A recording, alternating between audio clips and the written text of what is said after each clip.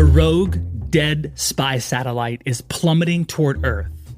At impact, it will cause devastation, a toxic spill that could cover the area the size of 2 football fields. This satellite has to be taken out. This is not a retread Hollywood movie with a superhero soaring in to save the day. No, this actually happened.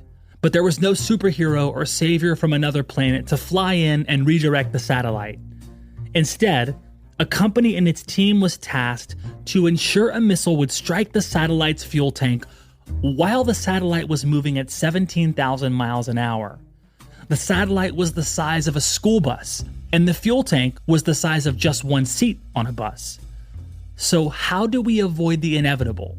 And what company did we trust with the mission? Companies can get caught up in their own technology. They can get caught up in their own products. And if you do that, that's a recipe for disaster. That's Stephanie Hill, the Executive Vice President of Rotary and Mission Systems at Lockheed Martin.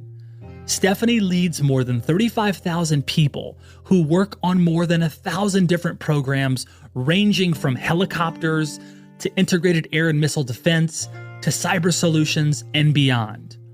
With a legacy spanning over 100 years, Lockheed Martin serves America and its allies by providing the technology required to ensure security and freedom.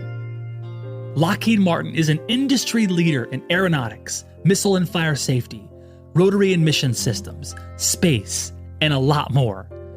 In 2008, Stephanie and the team at Lockheed Martin were tasked by the U.S. government to adapt its missile defense system, the Aegis weapon system, to take out that satellite that was careening toward Earth.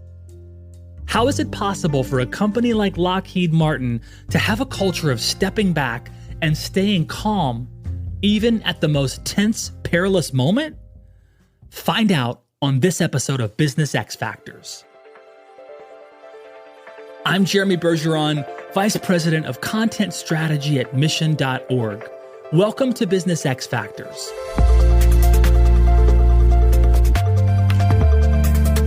Each week, we'll take a look at the secret sauce that takes companies to the highest levels of success and how they got there. We'll explore how these organizations are run and what's so special about the people, the culture, and the processes that make it all happen.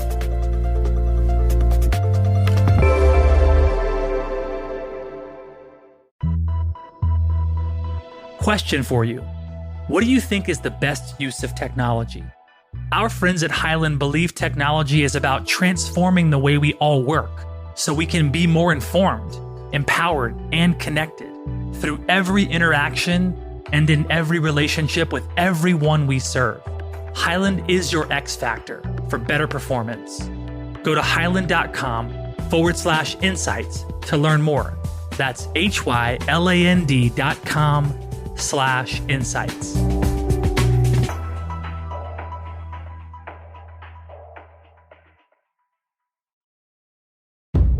When Stephanie was growing up, she didn't know any engineers, and she certainly would have never predicted that she'd have a role in stopping objects falling from space.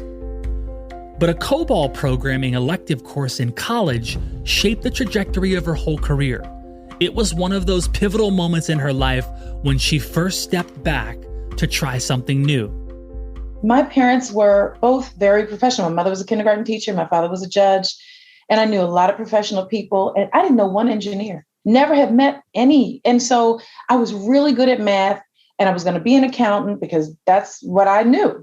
So I took that elective and said, oh my gosh, this was really a lot of fun. And I said, let me take another course. And I took another course. And then I literally did not declare computer science as my major until my junior year because I was loving what I was doing, but I had no idea what I was going to do with it. And so I was so grateful that my parents, while they didn't know what it was either, but they supported me so much that they said, you can do whatever you want to do if you're willing to work hard and treat people well. I have always wanted to make a difference. I know it was because of who my parents were. My mother was this kindergarten teacher whose students remember her today, and she hasn't worked since I was born. Think about the impact of that, right? And she's 91. My father was, before a judge, he was a civil rights attorney in the 50s and 60s. And so I have a rich history of expectation. While my parents said you can do anything in the world that you want to do, there's also expectations, and you better do something that makes a difference. By choosing engineering, Stephanie opened herself up to a career that overflowed with opportunity to make an impact. After college, she secured a position at Lockheed Martin, and it was there that she really began to hone her abilities and leave her mark. Stephanie was drawn in by the company's culture of collaboration. We work together. You're debating, you're theorizing, you're trying things out, you're making mistakes and failing, and you're picking yourselves back up and you're figuring out how to get it done. When I found Lockheed Martin, and my first assignment was to work on the Mark 41 vertical launching system, which revolutionized the way the US Navy fights and is still relevant today. I found a place where there is a continual opportunity to make a difference. Making a substantial positive difference in the world doesn't just happen. It takes the fortitude to stand strong and discipline to press forward against gale-like forces of the status quo. It also takes a little bit of serendipity, like taking an elective class and finding a deep passion. At Lockheed Martin, Stephanie not only found opportunities to explore her passions, she also found opportunities to grow and push the envelope. There is a false perception perpetuated by a status quo mentality that the best leaders are those that seamlessly fit in with their institutions. This, of course, is a fallacy. Stephanie has come to believe that leaders with an outsider mentality make the greatest difference. These sorts of leaders who are willing to step back and ask questions are desired at Lockheed Martin. When I've looked at some transformational leaders who measured by their organization and how incredibly those organizations have done, often, in a Harvard Business Review article had this analysis too, often they have been outsiders to the industry and they've come in. And when I read through that, I said, I'm not sure it was so much that they were outsiders coming into an industry that made them so transformational, but that it was because they were outsiders, they asked all kinds of questions. You might have thought they were dumb questions, or somebody in the organization would have said, oh, I can't ask that because that's a dumb question. But because they did this and they showed that kind of vulnerability, it allowed the whole organization to do that. And I can tell you in our rotary and mission systems business, we're really working on creating that space where it is clear. It's not just that you have a voice at the table, but we are thirsty for your voice at the table, especially if it doesn't agree with us.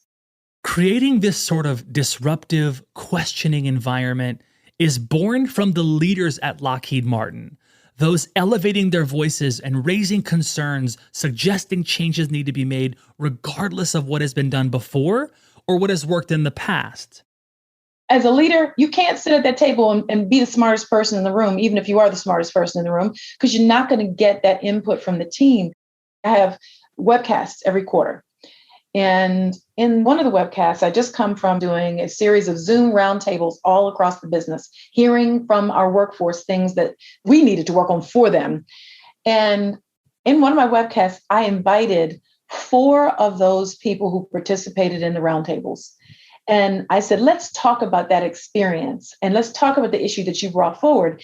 And 3 of the people that we brought, we were able to take action, or we had already taken action, or whatever. One person we brought with great intention that we didn't have a good answer yet. We were just stumped.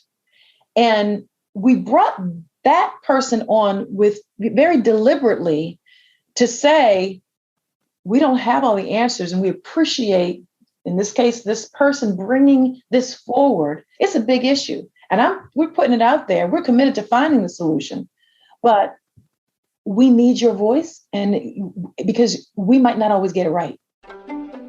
And while they won't get it right every day, Stephanie knows that elevating everyone's voice is what will carry them closer to that goal. A vital part of this is encouraging diversity, inclusion, and belonging. Often these terms are used interchangeably, but Stephanie points out that there are levels to these concepts, with the highest goal being to ensure everyone always belongs. Another passion of mine is the idea of inclusion and belonging. I'm passionate about it and curious about it, not as a bystander, but as someone who understands that in order for us to move so that we clearly are showing value for every person, I have to play a role with my actions, with my words, and it has to be consistent and meaningful, and it has to be fully inclusive. I said inclusion, diversity, but I also said belonging. And just to give you a context of what I mean by that, and I'm stealing this from a friend of mine, where he described it as this. He said, diversity is being asked to the dance. Inclusion is being asked to dance. And belonging is dancing like nobody's watching. I love that. I loved it too. And so when you get to that, and I think it's so tightly linked to what a company like Lockheed Martin does every day, the innovation that you get when you have that. I'm really curious about that. And I am a willing and active participant in bringing that to fruition. Diversity sharpens perspectives and therefore creates an environment of increased innovation. Lockheed Martin must constantly innovate to support the protection of the United States and its allies. One current area of innovation is in using artificial intelligence to support the warfighter. With today's technology, there are sensors that are providing so much data to the warfighter, so much of it all at one time that it can be very difficult, if not impossible, to process in a timely fashion. Imagine an operator trying to distinguish what kind of ship is this, as an example. Think about getting all that data and having AI, artificial intelligence, and machine learning being able to take that part of the work off the table for that operator. Crunching all that data, the AI can just say, here's what that is, you know what that is. And so now you can go and you can do something more complex with your human brain.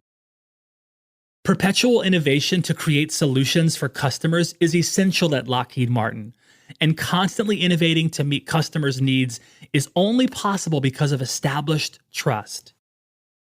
If you've got a bunch of folks who are together and everybody's agreeing with each other and you're just walking along, you're not going to get the most innovation. But the other piece of that is, if we go back, Jeremy, is you're also not going to get that innovation, and you're not going to get people tussling and being willing to put every idea out on the table and disagree, I'll say, without being disagreeable, if you're not working on an environment of inclusion and belonging. I mean, imagine if you've got a group of brilliant people and the environment is one where there's no trust.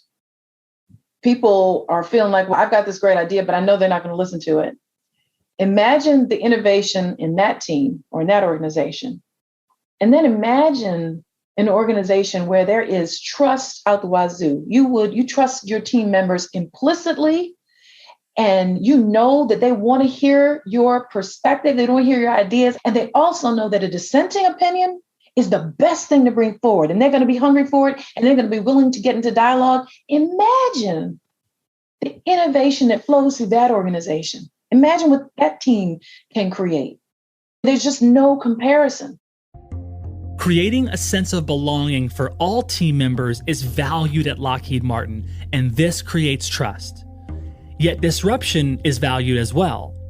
In fact, disruption is a major goal, but how can you establish a sense of belonging while also creating a drive for disruption that both come together for a positive result?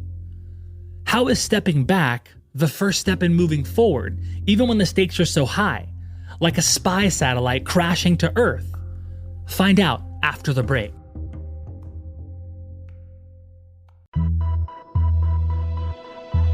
If you run a business, you have information. Loads and loads of information across different channels, systems, and silos. How can you connect the dots to make sure the right information gets to the right people who need it? Hyland helps more than half of the Fortune 100 companies do just that by providing them with the tools they need to digitally transform and create more meaningful connections with the people they serve. Hyland is your X factor for better performance. Go to hyland.com/insights to learn more. That's hyland.com/insights.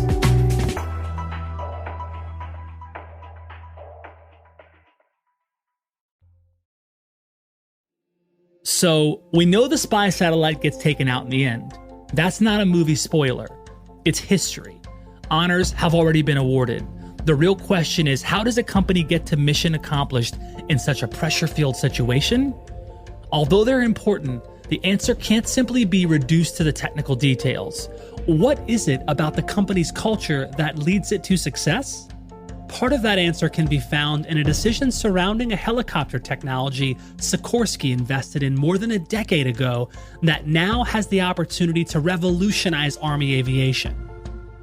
As the U.S. Army transforms into a multi-domain force, they turned to industry to help them modernize their entire helicopter fleet in program known as Future Vertical Lift.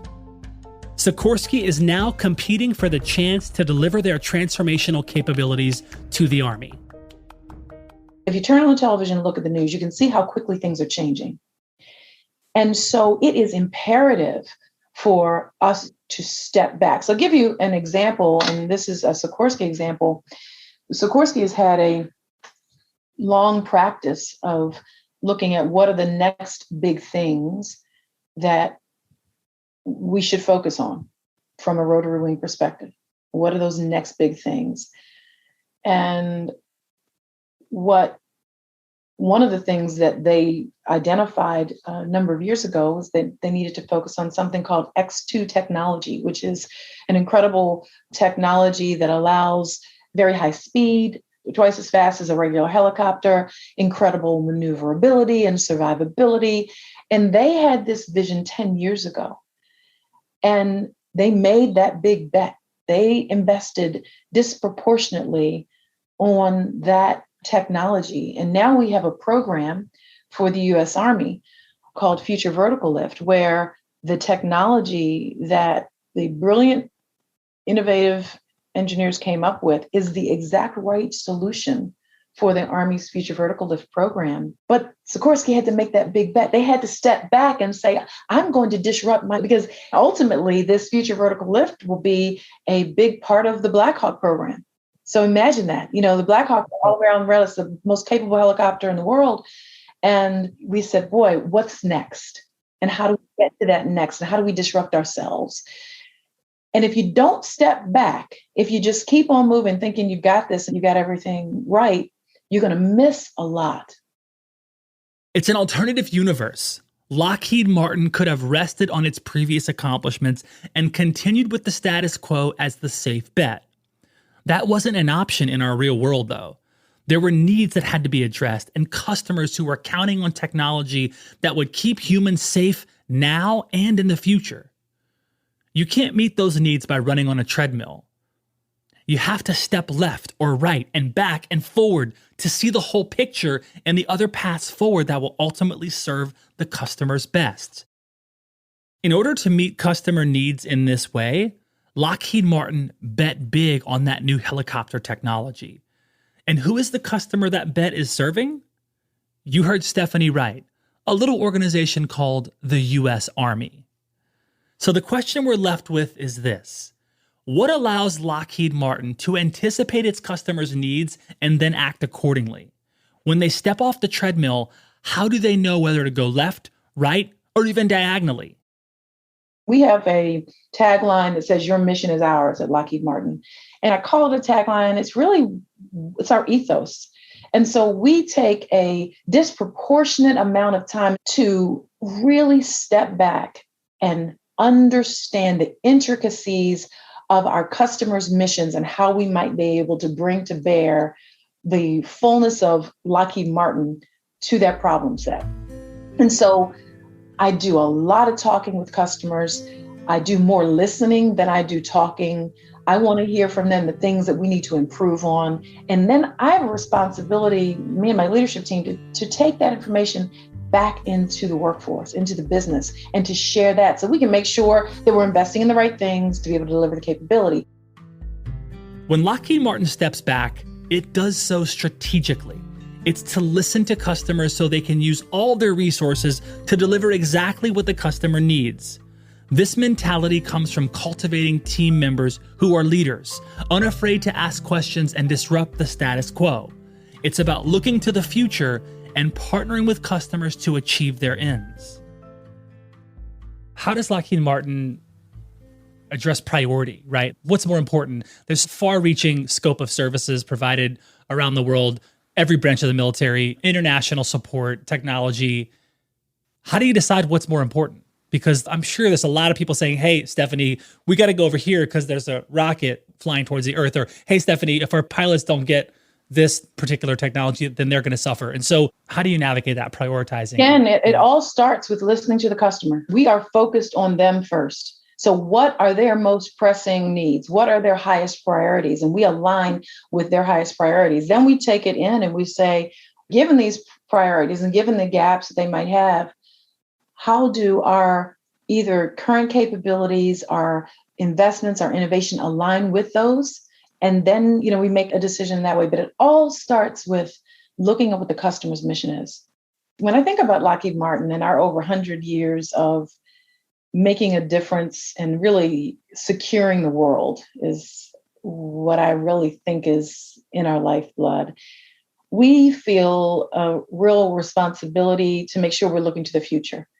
And what we think is going to be the future, and you're talking about that innovation, you're talking about the challenge in that. We're not only doing that inside of Lockheed Martin, but we are partnering with our customers in experiments, connecting things in ways that they've never been connecting, showing our customers what's in the realm of the possible, all around this idea of joint all-domain operations. And that encompasses and really sets the stage for full 21st century warfighting. So we're committed to making sure that for the next 100 years, we are a mission-focused customer partner to bring capability to the warfighter that they've just never had before.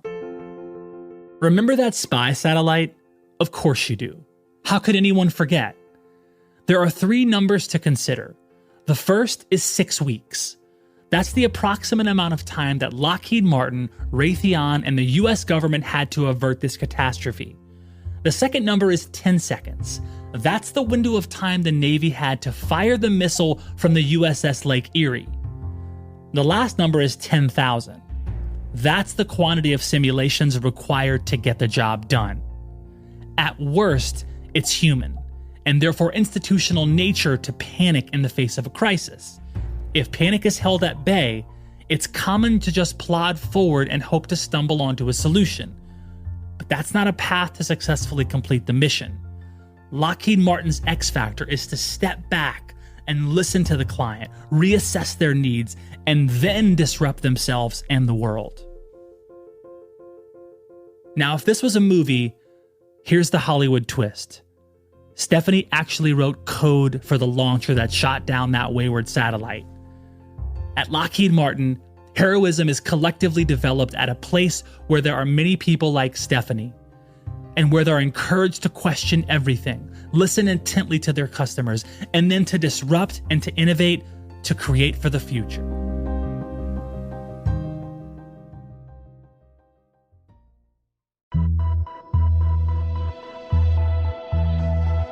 I don't know about you, but when I have a decision to make, I look for information. I may look through emails, documents, photos, and files in multiple places. And if I'm lucky, I find what I'm looking for. So it's amazing to me that while I have trouble finding a single file, some organizations' success hinges on making sure that the right people can get all the right information they need when and where they need it. Like hospitals, insurers, banks, and all sorts of businesses. I don't know how they do it, but our friends at Highland do. Hyland empowers more than half of 2020 Fortune 100 companies with tools that help make sure the right information gets to the right folks easily and automatically, and makes business processes smarter and more efficient. Hyland is your X factor for better performance. Go to hyland.com/insights to learn more. That's hyland.com/insights.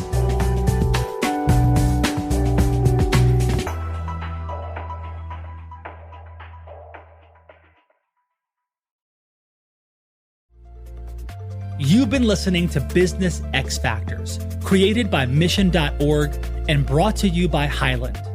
If you like this show, please be sure you subscribe or follow us on your favorite podcast app. I'd be so grateful if you rated and reviewed this show on Apple Podcasts, as that really helps ensure that more amazing listeners like you find the show. Thanks for listening. I'm Jeremy Bergeron, and I'll catch you next time on Business X Factors.